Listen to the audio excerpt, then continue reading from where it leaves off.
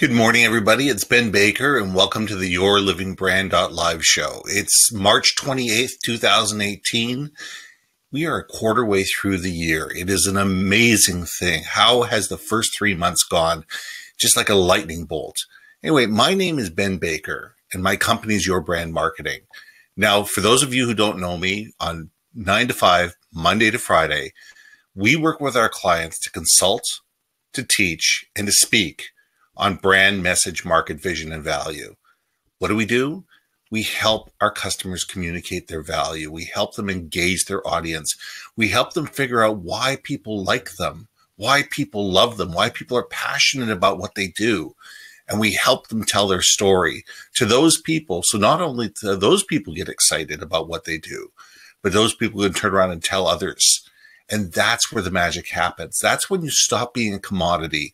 That's when you start being a brand of relevance. And that's when people start getting excited about your uniqueness, your differentiation, your value to them, and how you help them solve the problem. Now, this show is all about that. The show is all about what makes people unique, what makes people different, what makes people interesting. How do you stop from being a commodity? How do you stop being one of many? How do you stop being the one that they go to for that third bid to get the price a little bit lower? Well, you do that by being unique and by telling a story and telling people why you are important to them in a way that's relevant to them, that they're going to engage with and they're going to respond to. Now, each week I have a different guest, and this week is no different. This week I have Jae M on the show. Jae is absolutely wonderful. She's coming to us from Toronto. She's a multiple book author. She speaks. She's been member of multiple boards, and she is passionate about promotional marketing, but in a different way. And I want her to tell you her story. So sit back, enjoy, and I'll be back after the show. Well, welcome to the show, Jae. Thank you very much for taking the time to come on today. My pleasure, Ben. Great seeing you. Well, it's great seeing you as well. I mean, I haven't seen you since Vegas. I know. You know, it seems like it's a month ago, but it just seems like it's been a week or so. So, it's amazing. It's amazing how quickly time flies. Well, it is, but it's amazing also about how like minds attract, because, when we first got connected, it was like we've been super connected ever since and had some fantastic discussions. So I'm looking forward to this one today as well. Yeah. I think the original discussion we got on was on the word swag, wasn't it? Was that where we got? Yes. Yeah. It says for anybody who doesn't know, this is a long-standing conversation. Swag is stuff we all get. Right. And, in the promotional marketing business, people are on one of two camps. They either love the word swag or they hate it. Yeah. We're on the we hate side. I don't care about the term. I don't like the way it positions the industry. I think that's the difference. Yeah. Exactly. I mean, to me, it means that the promotional marketing industry is about stuff. Where it's really about ideas. It's about communicating value. It's about telling a story. Yeah. So for years, I called promotional marketing tools communication tools, because the way we work with them is that, we look at the whole gamut of how are you using them, who's going to be receiving them, what context, how are they being packaged, and realizing that, like anything that we do, I just realized I have a mug on my desk. It's a mug that we did, and it's and it has it was in celebration of our 29th anniversary. So it has a little 29th anniversary icon on it, but they're communication tools. I mean, there's so many things that they can say, and they are your brand talking when you're not there, right? Yeah. So anything that somebody's interacting with, they're reading that message, that it's educating them. So we ask the question often when our clients ask us for stuff or swag or whatever, we say, why are you doing this? And that big question, why, is even difficult sometimes to get an answer for, because people say, well, I need some pens for my trade show. It's like, well, why? That's right. Well, why are you going to the trade show? Why? That's right. Why do you want to give something away? Like, what do you expect to have happen as a result of it? So that question, you know, the light bulbs start to go off with people, that they realize that, and we help to shed that light and say, you're spending a tremendous amount of money and effort to train your salespeople and create your banners and be at the show and have the downtime away from the office. There's so much that goes into that trade show. Exactly. Why are you doing it? And you can't tell me because you got to be there. There's got to be a stated reason that you want to get something out of that trade show. So let's talk about what that is. Then we can help to communicate that the message on the product, right? Right. You know, because you're right. I mean, there are so few people that are clear about why they go to a trade show. They say, well, my competitors are there, so I need to be there. Or, you know, I've got 2 or 3 clients that are there. Okay, but what are you doing for those clients? You know, why are you there for your clients? What are you doing to help them that you can't do by going to their office? That's right. And at the end of the day, it's always about business. I want to get business. Absolutely. So, you know, we throw that one on the table and say, okay, who's going to be there? You know, is your client going to be there? Are you inviting them ahead of time? What activity is going on? What's your discussion like when you know that you have between 3 and 6 seconds, depending on the size of the booth, to get somebody's attention? So can we get their attention ahead of time? You know, so lots of questions go into it. And I don't think that often that promotional product buyers are expecting to hear that level of conversation or those questions from a promotional products provider. And that's where I think our discussion about swag comes in, because people think in terms of the industry as being product focused, but a lot of providers are product focused. Yes. So when somebody says we need something for, you know, some pens for our trade show, their questions will be, how many do you need and what color and when do you need them for? And those are the execution questions. But the bigger question about communication tools is you know, needs to happen. So I think I used to call promotional products communication tools. Now I call them sensory media. And I've done sensory media. It's different, isn't it? Exactly. And it was born of years of studying human behavior and looking at the surveys and really delving into the effects that promotional products have on people. We're sensory beings. That's how we're conditioned. That's how we learn, is through our senses, right? Yeah. If you think about it, everything that you know is something that you heard or something that you read or something that you experienced. And so we experience product. We smell it, we taste it, we, you know, massage it. And so they are a form of media, just like, you know, radio and TV and print is, but they are sensory media. So I actually wrote a book on it a couple of years ago called Sensory Media, and and registered the trademark, because I think, you know what, I think I'm onto something here. I think this is really where this will shift the conversation with people from swag to, oh, people are going to hold on to this stuff for a year, 2 years. How do we need to build it? What does it need to say? How do we need to package it in a way that's going to really emphasize the brand and deliver the results that we're looking for?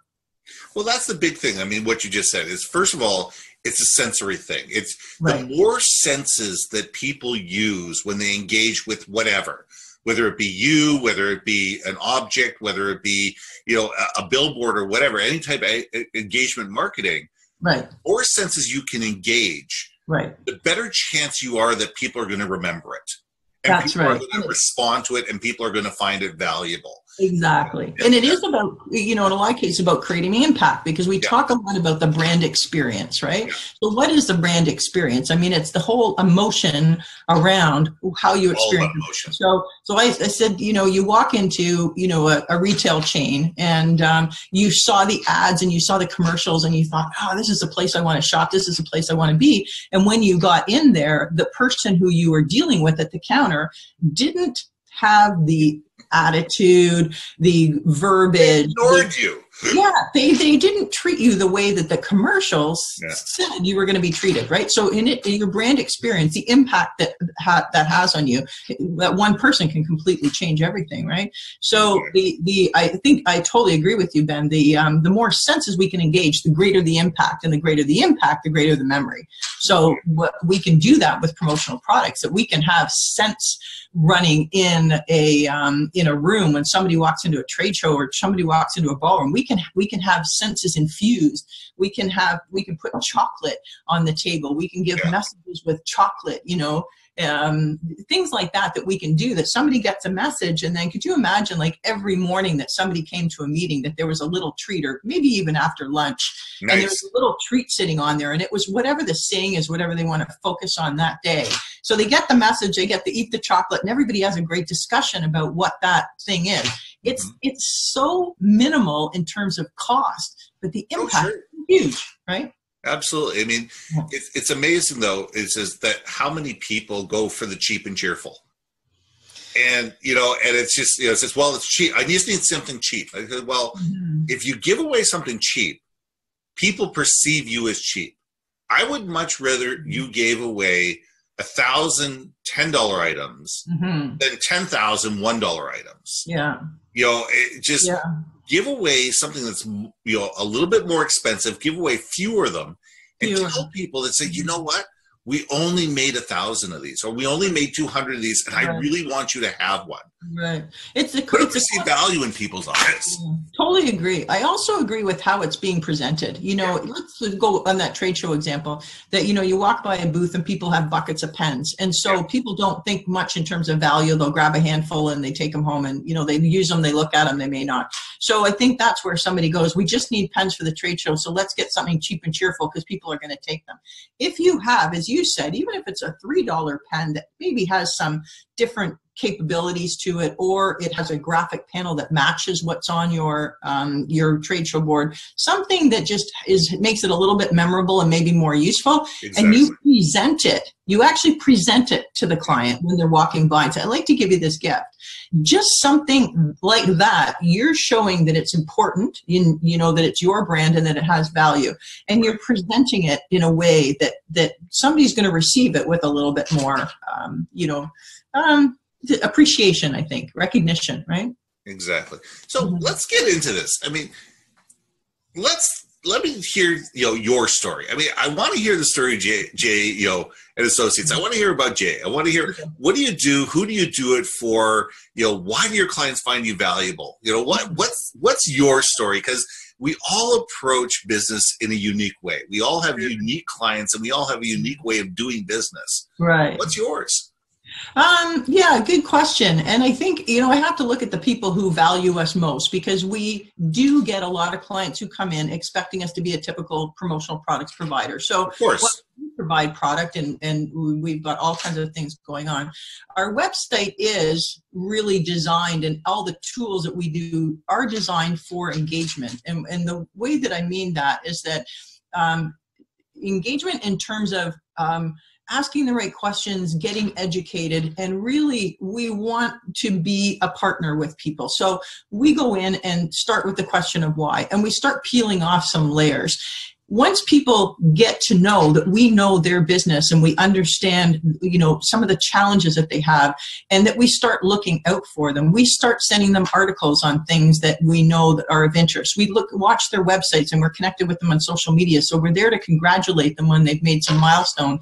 Right. But because we understand their business really well, we can be really proactive. So when we get together to do a campaign with them, that we already know who they are. We've been watching, we've been paying attention. And so our suggestions will be bang on because we've been asking those questions all along. So there are, you know, we do have some clients that kind of keep their cards a little bit close to their chest, and, you know, but the ones who let in are the ones that get the greatest value from everything that we do. Yeah. Absolutely. And it is really about education. I mean, you know, the book Sensory Media, the second line is discover the way to anchor your brand and be memorable. I mean, that's, you know, 30 years of research and expertise that went into that. So that helped to validate that, you know, I've done the work and I know what I'm talking about. And so when people, I always say the people who get the best value out of us are the ones who have a stake in their company. So when they really want to create some good results, then the ones who aren't just there to do the cheap and cheerful, aren't just there to make you the spend, the ones who have a stake in the company, they're the ones that see the value almost immediately because they're looking to partner with experts always. So, you know, I think that's a big part of the value that we bring to the table. Yeah. And I think I really like what you said about, you know, understanding your clients before you create a solution. And there's too many people that don't do that today. There's too many people that walk into an office with, decision A, B, or C already made. I know what you need. I know exactly what you should do. Here's a solution. I'm going to sell you this solution, whether it fits your needs or not. And I think because a lot of them go on trends and, and again, we do it to ourselves. We basically had our PPAI convention, then we had our PPPC convention here in Canada. And, you walk the trade show floor and a lot of our suppliers are factories, that build the product will say, we know you want to see what's new. And that's not always the question that I have for them. Sometimes the question is what's trending, what works. Yeah. But I know when I'm walking the trade show floor, I have certain clients in my mind and I know that things that they're working on. And so that's a discussion I want to have with them. I don't want to talk about everything and anything. No. I want to talk about what works for that particular demographic. So it's fun to look at new decorating techniques and everything, but it's always about application. How does it apply to generating the results that you want to get? Right? Exactly. I mean, as I said, and you and I have had this discussion, I mean, Las Vegas at the PPAI, the Promotional Products Association International Conference, it's 1 million square feet. It's 31 or 3,300 booths. It's 13 miles of show floor. It is a grueling 3 days if you actually want to sit there and walk the show floor. I honestly couldn't finish it. I couldn't finish it. I got to a point on day 2 that I said, I can't look at another mug and pen. And I apologize for the last couple of rows of vendors, but I was maxed out. I was totally maxed. I don't think that this is when somebody, we have this question, I'm sure that you do too, that people will say, well, just come up with a pen. If you go on our website, there, I think, are probably 100,000 pens on there. Easily. Easily 100,000. So, and each of them has their own characteristics. Our job is to know them, and we do. Yeah. But if we're not asking the right questions, then as you said, Ben, if we're just simply recommending stuff because it's trendy or not, it will probably match the person who just needs to buy some pens for pen's sake. Yeah. But we feel way better about the business we do. And I always say we want to be invited back. So when we do a good job and we see the results and people we did some chocolates for a law firm at Christmas time, and they were used to getting a couple of pound box of chocolates and they'd send it into the offices, and they came back and we really, I know that the principal of this company, and I really wanted to do something pretty spectacular for her. So I asked the team that was working on it, can we ask a few questions and maybe help you do something a little different this year? And they said, well, the chocolate works, but yeah, we're open to it. So we stuck on the chocolate theme, but we asked them to create some really groovy artwork, and we did these chocolate cookies, and they were chocolate on one side with this gorgeous design engraved into the dark chocolate, and a sugar cookie on the other side. They were all individually wrapped, and they were put in boxes of 12. And the box itself was custom and printed and everything. The presentation was striking. And so they bought them. They started to deliver them with clients. Clients were calling them just saying, this is the nicest, the best thing, the yummiest thing we've ever received. Yeah. And each client had enough that everybody could get. And the cookies are 4 inches across. I mean, they're big and they're a meal. They're at least a really good dessert. Right. And they're fresh. They've just been made. The day that they're packed, they're super fresh. So the principal of the law firm texted me on my cell phone at night after they started to deliver. She goes, can I get another 50 boxes? She said, I'm out speaking. And she says, I can see this it's just getting people are seeing who we are. They're responding. They're excited. So, it is, and it's a chocolate cookie, but it's the way that's created, the way that's presented, the timing, and and the questions that we asked that made it work. Yeah. Well, it's allowing your clients to help you differentiate them, and because let's face it, 95 to 98% of the promotional products out there are wrong for your particular brand or wrong for your particular project.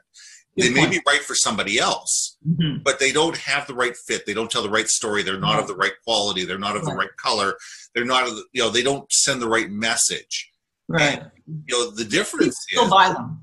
I'm sorry? Which people still buy them, which blows me away sometimes. Which blows me away. So it's so many times when we'll go to the office and somebody will say, I saw this and it was so cool and I absolutely loved it. And can we get these for us? And I'll look at it and I'll go, I'll buy you one because I know you like it, but it doesn't fit who you're giving it to. So can can we really look more closely at the demographic, who's receiving them, and why you're giving this product in the first place? What do you want to have happen? And let's fit something for them. If you're, it's like the difference now. We've got the greatest number of generations working together. Oh yeah, it's like 3 or 4. Right? Was it 4 now? Is it 4 generations? 4 or 5. Yeah, we've got a new generation coming in. So, and we all have different priorities, right? We all have different priorities. So we all have a little schedule on our desk that talks about the different priorities of how these different levels want to be communicated to, and what's important in their lives, right? So when you get a bunch of millennials who are communicating to boomers, that they better understand what's important to a boomer, and it's not what's important to a millennial. And right. So the gift that you give and the message that's on there is going to, has to relate, so yeah, that's really important. Well, hopefully you can take a picture of that and email it to me, and what I'll do is I'll put it up on this particular thing. So I will. People can see a copy of it, because that would be great, because it's a little schedule, but it tells a good story. I mean, and that's the difference is that you're not afraid to tell your customers no. You're afraid to sit there going, that's not on brand. That's not who you are. Right. That's not who your customers are. Mm-hmm. Your clients are not going to see that valuable. What about this instead? Right. And that's the differentiator. And I'll teach them about it, and I'll say, if that's what you want, it's your decision, it's your brand, and I'm gonna expect that you know it better than I do. But sometimes I do say you don't have my blessing on it. So yeah. I'll sell it to you, but I don't think so. Yeah. And a lot of times, you know what, that is enough for a really good company, like a brand that understands who they are. If they hear from a third person, you know what, my experience says this, and this is why I think you should go somewhere else. That's what they're relying on you for. That's what that's what they're paying you for. They're not paying for you to procure, a pen or a mug or a T-shirt. They're paying you for your expertise. I'd like to think so. We certainly deliver that. I'll take the position that they're hiring me as an expert and apologize later if they're not. Absolutely. So I would rather come in and make the recommendations. If they still want to go down a path, then as they said, I like to think that they're gonna know their brand better, because that's what they live all the time. And but at least if I can make a suggestion and say, can you just go back and have another conversation? As you said, Ben, here's what I'm seeing, and here, especially if I am the target or I'm working with the target audience someplace else, and I'll see something that's working and I can see them a little off the path, So, but yeah. Cool. So let's talk about your new book. You've got a new book out. It just launched. Yes. Very exciting. Called The Aha Moment. It's Aha Moment Journal. Yes. Yes. Journal. And the last about 3.5 years, I've been writing something called Aha Moment Monday, and it started as a communication tool. There's like a non-salesy thing, just to stay in touch with people and have something pop up on Monday morning. It starts at the beginning. It tells you exactly how many seconds it's going to take you to read it. It's always under 60 seconds. And so that way somebody will look at it and go, yeah, I got 47 seconds. I can read. And it's written for the business professional. So it's all just scenarios, things that we experience all the time. And then I will take a quote or a situation or something, and I'll just kind of ask a quick question about it to sort of get people thinking just a little deeper with it, and say, oh, yes, that happened, but oh, I never would have thought of it that way, and then send them off inspiring at the end. So it's been a fun thing to write. When I see people that I haven't seen for a long time, when I run into them at shows or whatever, it's the first thing people mention all the time about, geez, I love your Haas, keep them coming. Yeah. So I decided to put them into a journal. Perfect. And the reason I did this is, again, it's a personal development tool. It really doesn't have anything that relates to the promotions industry, other than if you get it from me, I'll give you a 4-color pen to color with. But it has an aha on one side, and then the other side it has a question, and then a page that you can journal. Perfect. The reason, it is. And here's what happens is that what it does is it makes you think deeper about things. So in other words, instead of we were talking about learning through your senses, instead of just allowing all of these millions of messages that come at you all the time, instead of just accepting everything, you start to challenge things. So that's what I do, is I look at things and I say, is this really what it's supposed to be? Because I'm not getting it, or it's not working for me. I need to understand it deeper. So I challenge a lot of things that go on, sometimes quietly, sometimes vocally. But it'll be a situation that happens during the day or something. One I wrote the other day about legacy, you know, about your legacy. Yeah. And it challenges you to just kind of look at what's important to me. What are my values? What am I doing? How am I contributing? You know, what impressions am I giving? Am I the person that I think I am? You know, and it just challenges you with the question. When you take the time to journal the question, you have an aha, a discovery. Right. When you do, there's 60 ahas in there. The pages aren't numbered. There's no way in which you need to use a book. You can do 1 a week. You can do 2 a month. You can do whatever. And you can go back and forth too. You know, that's the neat thing about those types of books. It is. It's cool. So then, and you can go back and see what your answer to the question was a year ago, and see if maybe your answer to the question might be different at this time. But what it does is it sets you up for a new way of operating, that now you're challenging status quo. You're challenging yourself. You're challenging your beliefs. You're pushing yourself a little bit out of that comfort zone and into that level of growth, right? So that's the point of the tool. But the neat thing about it, and I think it's phenomenal for the person who's reading it, but it's also getting them to start a conversation with their tribe. It's also getting them to ask those same questions to their audience and be able to share that information and say, you know what, I just read this aha moment. Right. This is what I got out of it. What do you think? And what it does is that creates the waves. A great point. And I do have in different circumstances, different customers of mine. That's the base that started, and I think probably more than 50% are just people who have come on board. But there are multiple people in an office who get them, and I know that's what happens. You know, that's a discussion in the morning that they have about it, about the circumstance and how would I handle, or what do I think about it. Absolutely. And again, it is about challenging yourself, and that's how we grow. You know, by challenging yourself. So yeah, good point. And the aha also is with the Promotional Products Professionals of Canada. They do a weekly update, you know, for their members as to what's going on and events and everything. And they feature the aha moment that week at the bottom of the weekly. So it's a great way too for me to be talking with my suppliers and my competitors and my peers and my associates, and just getting them thinking too. Yeah. You know, and that gets everybody in the industry thinking a little bit differently. And that's a great thing. Yeah, it does. Yeah. So from March 1st to March 29th for 5 weeks, I'm going to do a webinar series. It's the first time I've done it, so it'll be really fun to go through it with whoever wants to go through it with me. And it's called the Aha Moment Challenge. Yeah. So it'll be a webinar for about 45 minutes at lunchtime from March 1st to the 29th. And basically we're going to be talking about universal principles, and I'm going to ask everybody to pick one thing that's on their mind that they would like to do differently, or that they would like to challenge themselves with, or they would like to accomplish. Yeah. And then we'll go through that 5-week process and get them going in that direction. Yeah. Perfect. And I'll put the link to that, you know, within the article as well. When we post this, I'll make sure that link is there as well, so people can get that. So, you know, we'll post everything. I mean, my attitude is post it all, give people all the information, let them do with it what they will. Absolutely. Great attitude. I love your generosity. You know what? That's what it's all about. My attitude is that the more I can share, the more I learn, the better off I am. And you know what? The better off my readers are, my listeners are. So you know what? Why not give the information away? Why not help people? Why not challenge people?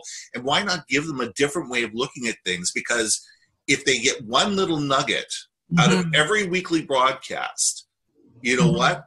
That's 52 new things that you can work on every single year. And it's a conversation share too, right? It's a conversation share for everybody. And when I present about sensory media, you know, like as you do, Ben, you know, talk about our media, I talk about the law of reciprocity, because you know what we give out are gifts. And the majority of the time, our media is giving out as gifts. People love gifts. And there's an inherent sense in us that when we receive something, we want to give something back.